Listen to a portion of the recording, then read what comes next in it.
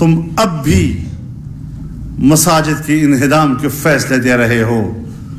اگر آپ نہیں کر سکے تو ان فقیروں کی قربانیوں کا نتیجہ ہے جنہوں نے روڈ پہ کھڑے ہو کر آپ کو چیلنج کیا کہ تمہارا باپ بھی ایسا نہیں کر سکتا.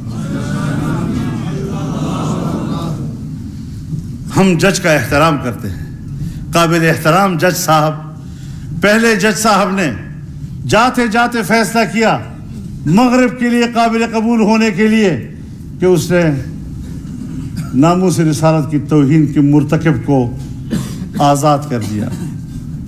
اب مغرب میں جگہ مل گئی نا, پاسپورٹ بھی مل گئے, گھر بھی مل گئے, آسائشیں بھی مل رہی ہیں.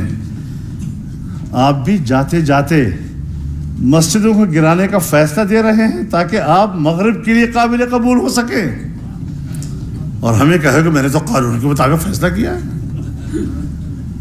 غصب زمینوں پر پہلے جو مقدمہ چلاؤ نا, پہلے ثابت تو کرو کہ یہ غصب زمین پہ ہے, اور اگر اس کے پاس اسناد ہیں کہ آپ ہی کے سرکاری اداروں نے ان کو NOC دی ہے اور تب جا کر مسجد تعمیر ہوئی ہے, اور اگر غصب زمین پر بھی ہو تب بھی مسجد بن جانے کے بعد گرائی نہیں جا سکتی, ہاں اس کا تاوان دیا جا سکتا.